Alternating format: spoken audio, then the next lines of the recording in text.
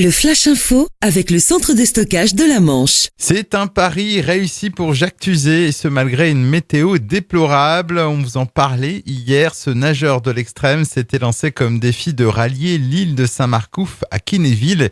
Et malgré la pluie, le vent et les forts courants, il s'est finalement lancé pour réaliser cette traversée longue d'une dizaine de kilomètres et qui aura duré 3h20.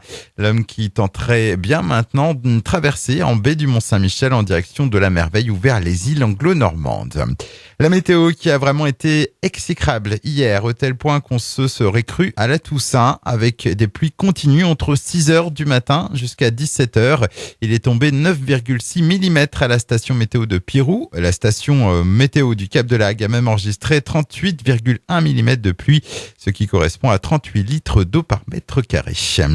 Un mois après le transport de MOX via le port de Cherbourg, le groupe Areva signe un nouveau contrat avec le Japon, un contrat qui porte sur la fabrication de 32 assemblages de ce combustible, mélange de plutonium et d'uranium.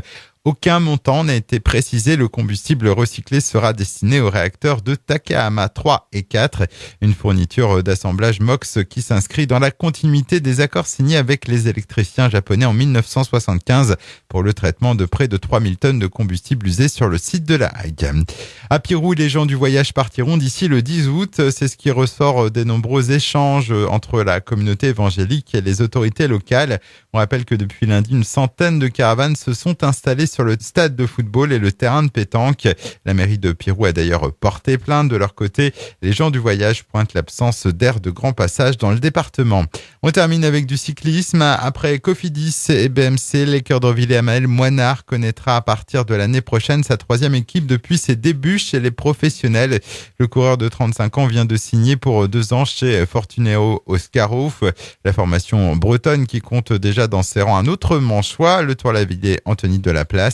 À noter aussi que l'une des stars du dernier Tour de France, Warren Barguil, a également signé avec la formation de Continental Pro.